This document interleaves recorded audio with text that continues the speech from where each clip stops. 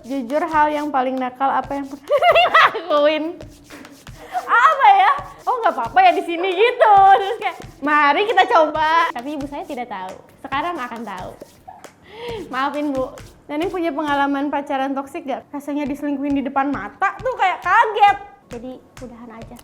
Nggak worth it. Buang-buang waktu, buang-buang tenaga, buang-buang pikiran, buang-buang duit. Habis duit lo diporotin. Karena saya juga mengalaminya.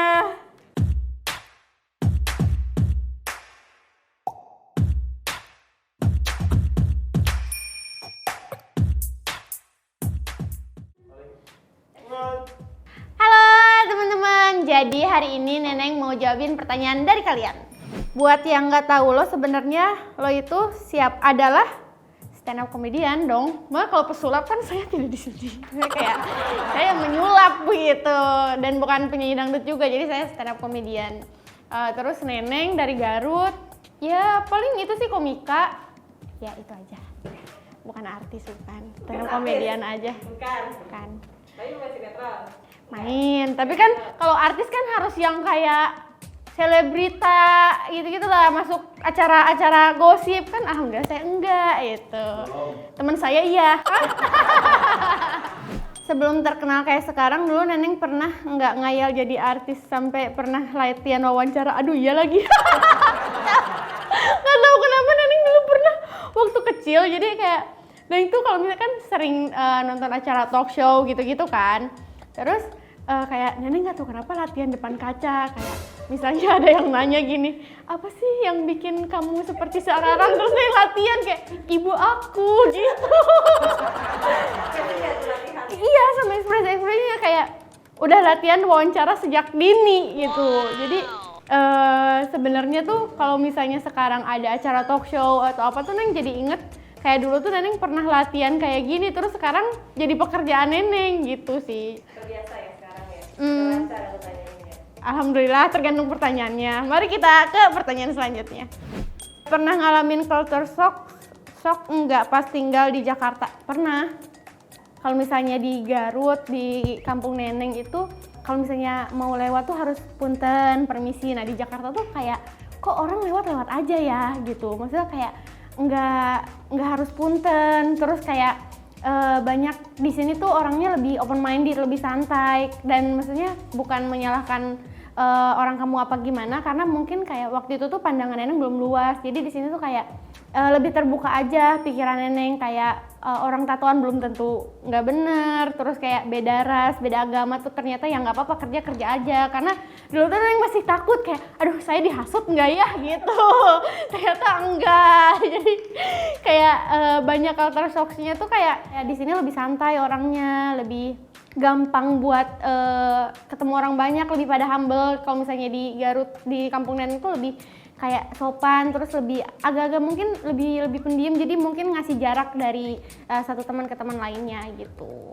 Kalau teman-teman yang tahu Makassar kayak, Oh iya, itu lagi satu lagi. Jadi kayak kalau misalnya di kampung Neneng tuh ya ada perempuan yang ngomong kasar, cuman enggak sesantai di sini. Di sini tuh kayak mungkin lebih kayak kemana lo? Gitu tuh udah biasa banget. Terus Neneng kayak oh nggak apa-apa ya di sini gitu. Terus kayak mari kita coba. Gitu. Terus kayak wah saya nyaman nih di sini. Gitu. Iya jadi terbiasa. Jadi kayak ya udah semuanya lebih santai aja kalau di sini, dan kalau misalnya urusan kerja di sini tuh lebih serius dibanding di kampung Neneng gitu. Jadi kayak lebih pada pekerja keras aja. Pernah minder nggak sama sesama komika yang karirnya lebih sukses tapi lebih lucuan Neneng? Enggak lah, enggak. Jadi di komika itu karena kita komunitas, jadi kita tuh kayak keluarga aja. Jadi siapapun yang naik, siapapun yang lebih lucu, siapapun yang lebih terkenal dan lebih sukses, kita ikut seneng. Kalau Neneng sih ikut seneng ya, karena kayak kemarin aja tuh Teh Kiki sekarang udah ada di fase ini, dan Neneng nemenin dia dari jauh sebelum dia seperti sekarang tuh Neneng ikut seneng banget. Karena ya bagi Neneng dia udah keluarga aja, udah bukan temen gitu. Jadi nggak iri sama sekali lah. Ngapain iri, kan pasti ada rezekinya masing-masing. Soalnya kan kayak di komika itu tuh saling support banget. Bahkan ada kayak misalnya Neneng syuting bisa ditemenin komika lain. Misalnya komika dari daerah baru datang, terus belum ada job di sini.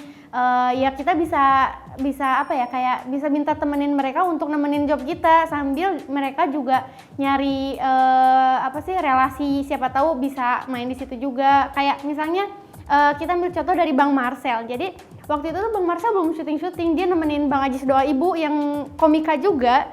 Nah akhirnya dia juga ikutan syuting ya karena dari nemenin itu tadi. Maksudnya kayak emang kita tuh saling pegangan gitu loh. Ayo kalau misalnya kita mau sukses ya iya kita sukses bareng-bareng gitu. 5 tawaran kerjaan teraneh yang pernah Neneng dapat. Aduh ini nggak tahu aneh atau enggak ya, tapi kayak yang pernah mau disponsorin Pak ini apa sih, kurma muda buat ibu hamil. Mohon maaf saya belum nikah, gimana saya mau hamil? Terus kayak yang nyaranin buat hamil tuh Neneng yang pacar aja nggak punya. Terus kenapa dia nawarin ke Neneng? Ada yang mau endorse obat wasir.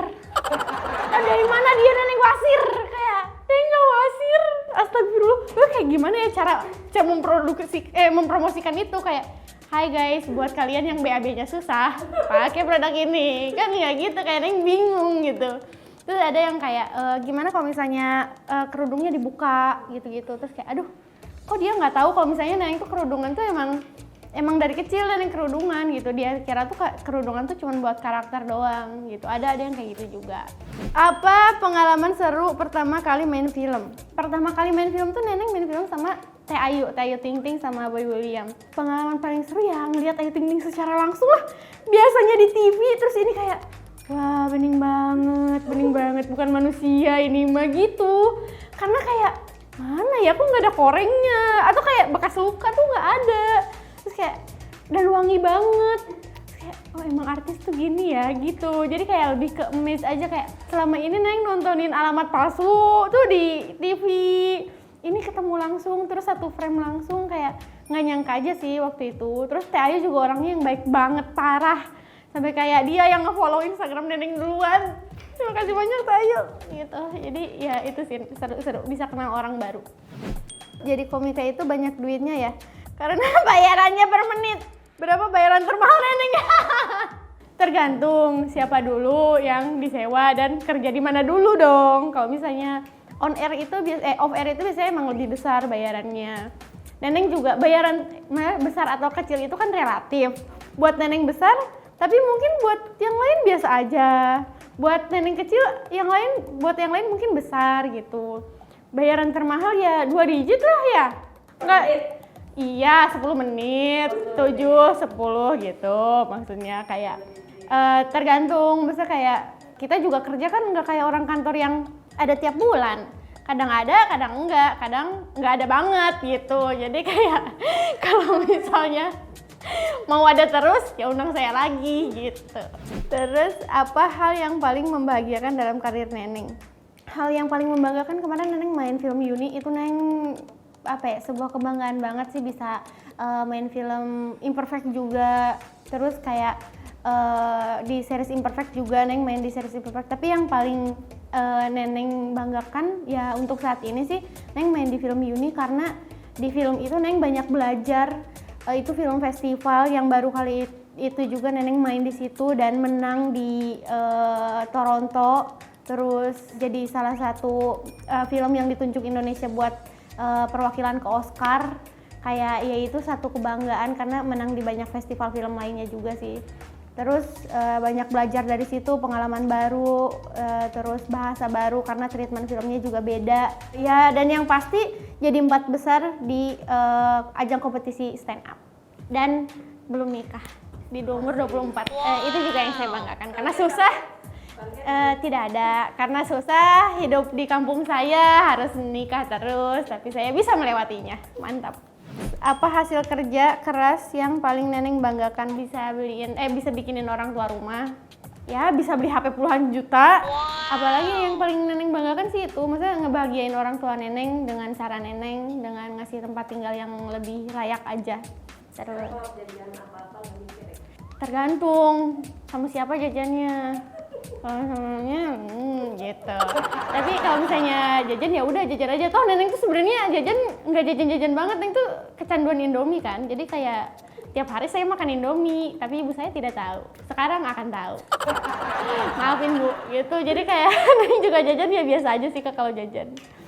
Jujur hal yang paling nakal apa yang pernah lakuin? Apa ya? hal yang paling nakal. Bentar, nakal juga relatif kan? Betul dong. Neneng kebar, tapi nggak minum. Neneng kalau tapi mabok kayak orang, joget kayak orang mabok. Jadi kayak tidak minum alkohol tapi joget kayak orang mabok adalah saya. Terus yang paling nakal apa ya? Kayak mungkin ini bisa dibilang nakal kali ya. Jadi waktu itu Neneng pernah nemuin 3 cowok di satu tempat. Mungkin ini nakal tapi kayak ya menurut Neneng ini nakal sih. Terus 3 cowok ini tuh nggak saling tahu kalau misalnya Neneng datang. Mereka tuh taunya Neneng sendirian datang. Jadi kayak ketika tiga-tiganya datang buat janjian ngajak main, ya udah Neneng satuin aja, siapa tuh mereka bisa temenan kan. Mereka kayak ya udah nih kenalin ini temen. Terus kayak nggak ada otak kali gitu kali ya dalam hati cowoknya. Terus salah satu cowoknya tuh ngegombalin Neneng di 2 cowok lainnya di depan 2 cowok. Terus kayak yang 2 malah makin bingung kayak ini kita siapanya Neneng sih sebenarnya gitu. Karena Neneng dia kayak udah temenan aja. Kenapa kalau misalnya temenan kan ya harusnya fine aja dong. Karena Neneng juga pada saat itu nggak punya pacar. Mungkin itu kali yang paling nakal. Maaf ya buat 3 cowok itu. Itulah. Aduh, ya, enggak ini kayak mereka bukan siapa-siapa. Maksudnya mereka bukan dari kalangan entertain. Neneng kan lucu, udah punya fans tapi masih ngerasa insecure gak kalau ada apa dan gimana cara atasinnya? Aduh, Neneng tuh nggak pernah ngerasa lucu lagi. Kalau insecure itu karena mungkin misalnya saya tidak seperti teman saya yang bahenol gitu. Terus kan teman saya bahenol banget tuh. Saya juga pengen mempunyai badan bahenol, lebih ke diri sendiri sih. Cuman kalau misalnya ke karir tuh Neneng sangat mensyukuri apa yang Neneng punya sekarang. Neneng bersyukur di posisi Neneng sekarang. Jadi ya udah itu aja. Kalau insecure. Ke fisik badan? Ke fisik, ya saya pengen seperti teman saya yang montok. Jadi olahraga biar montok kayak teman saya. Kalau dikasih kesempatan untuk kembali ke masa-masa lulus SMA, Neneng milih mau kuliah apa jadi komika? Jadi komika lah! Orang ibu Neneng aja bilang untung gak kuliah. Tapi Neneng masih pengen tetap kuliah gitu. Cuman kalau misalnya disuruh milih waktu lulus SMA, Neneng akan tetap jadi komika karena Neneng tahu kayaknya peluangnya lebih besar di sini gitu. Sedangkan kalau kuliah tuh Neneng kan nggak seserius itu ya buat belajar gitu, karena otak saya kan tidak dipakai untuk belajar, otak saya dipakai untuk memikirkan hal lain gitu. Jadi pasti lebih milih komika. Apa masa-masa tersusah dalam hidup Neneng bisa sampai nggak punya uang dan lain-lain? Kalau misalnya segi finansial nggak ada ya, alhamdulillah. Misalnya Neneng tuh selalu merasa cukup dan nggak punya uang tuh ya jangan sampai lah kayak gitu. Cuman masa-masa tersulit tuh ya putus cinta, apalagi diselingkuhin. Terus kayak itu sulit gak sih? Sulit dong harusnya. Ya mungkin sebagian orang nggak sulit lah. Tapi buat Neneng kayak ya itu masa-masa sulit. Kayak untung ada Kiki yang bisa menemani perjalanan saya sampai sekarang, bertemu cowok-cowok baru gitu. Kayak ternyata rasanya diselingkuhin di depan mata tuh kayak kaget gitu. Terus kayak wow, sinetron kayak dak gitu. Apa sih, tabrakan. Yang itu. Dia sama selingkuhannya. Ya, yang mana lagi? Baik kan sekarang? Baik. Ya udah temenan putus. Temenan, semuanya juga nih mah temenan. Mau yang selingkuh mau yang enggak juga temenan. Baik ya Gitu. sama mantannya. Baik sama mantan apa kabar? Semoga kamu bahagia di sana. Neneng pernah nggak nerima cowok cuman karena ngincer hartanya? Anjir pernah. Iya, jadi Neneng tuh pacar pertama Neneng tuh karena dia punya kamera SLR supaya emang harga diri Neneng segitu doang. Terus Neneng mau kayak kayaknya dia punya kamera SLR nih, bisa nih foto-foto buat Facebook waktu itu kan. Terus kayak, kamu mau nggak jadi pacar aku? Gitu. Terus kayak kapan mau difotoin gitu, langsung gitu. Tapi bukan cuma itu, dia juga punya mobil Honda Jazz waktu itu, kayak dia bawa mobil ke sekolah terus kayak matre sejak dini gitu. Dan sekarang nggak matre, sumpah sekarang nggak matre karena tahu ternyata nyari uang tuh susah. Jadi jangan matre gitu. Karena susah, mending nyari cowok yang tajir. Enggak sih sekarang. Justru karena susah berarti harus kerja lebih giat lagi gitu. Ada kriteria khusus cowok idaman Neneng nggak? Kalau fisik sih yang pasti nggak putih ya, karena cowok putih itu menurut Neneng cantik gitu. Kalau cowok hitam tuh seksi, manly gitu-gitu, kayak Wakanda. Sumpah itu Nay suka banget tahu yang meranin Wakanda. Terus kayak kalau misalnya sifat tuh ya pasti yang ngobrolnya asik, yang gak nyuruh Neneng stand up, tiba-tiba kayak stand up dong, mohon maaf saya kesini mau PDKT bukan mau kerja gitu. Kecuali Anda bayar saya. Seagama, open minded, karena ada yang pengen kolot banget pikirannya, iya cewek kan harusnya di rumah. Kayak ya udah mending kamu aja yang di rumah gimana gitu kan. Ya pokoknya yang cocok lah. Udah itu aja, dan gak selingkuh. Putus karena belum siap nikah, sejujurnya sekarang banyak yang ngincer. Enggak, astagfirullah. Mungkin gak ngincer, mungkin ya dia niatnya temenan. Semenjak putus ya dekat sama siapa aja, maksudnya kayak kenalan sama siapa aja. Cuman kalau ngincer, Neneng juga nggak ngerasa diincer. Mungkin ya dia mau temenan aja DM gitu, kayak apa kabar, jalan yuk gitu. Oh iya boleh bang gitu. Ya udah kan, temenan aja nggak apa-apa. Dianggapin lagi Neng. Dah, tahu-tahu dia sama cewek lain, terus kayak kedua kalinya nih. Neneng punya pengalaman pacaran toksik gak? Kasih saran buat yang lagi ngalamin dong. Nih dengerin ya. Hidup tuh pilihan, hidup tuh cuman milih rasa sakit. Tinggal rasa sakit mana yang bakal kita, yang lebih dekat dengan value kita. Dan hidup tuh nggak bisa ngerubah orang. Jadi kalian yang sedang mengalami toxic relationship, kayak dapat abusive dari fisik atau dari mental atau dari omongan, bahkan diselingkuhin, banyak yang kayak gitu, udah stop. Karena mau sekarang mau nanti orang itu nggak akan berubah. Mungkin dia nggak baik buat kamu dan kamu nggak baik buat dia. Jadi kayak ya udah selesai aja, karena itu nggak bakal bertahan lama. Apa yang kamu dapetin pas pacaran itu yang bakal kamu dapetin pas nikah. Jadi udahan aja, nggak worth it. Oke? Pengalaman, buang-buang waktu, buang-buang tenaga, buang-buang pikiran, buang-buang duit. Habis duit lo, diporotin. Karena saya juga mengalaminya. Sejujurnya Neneng pernah ngalamin mau menyerah dalam hidup gak? Pernah Neneng kayak pengen, kayaknya udah deh cukup deh gitu. Aduh lagi capek banget. Ya semua orang pasti pernah lah ngalamin hal kayak gitu. Cuman alhamdulillahnya Neneng kayak mikir, malah kayak ada teman-teman terdekat Neneng, ada Teh Kiki, ada Bang Uus yang pada saat itu kayak nyemangatin kayak, ayo coba aja sehari lagi, siapa tuh jadi lebih baik gitu. Kita nggak ada yang tahu kedepannya akan kayak gimana. Coba aja dulu, mungkin kemungkinan terburuk juga pasti selalu ada kemungkinan terbaiknya gitu, karena selalu ada dua kemungkinan. Dan pada saat itu mereka yang nyemangatin Neneng buat ada di sini bertahan sampai sekarang. Jadi ya alhamdulillahnya Neneng ada sampai sekarang. Makasih Bang Uus, Teh Kiki, I love you. Terus apa sih pengorbanan terbesar Neneng buat sahabat? Keluar kota buat nemenin dia galau, nyamperin dia di luar kota karena dia galau.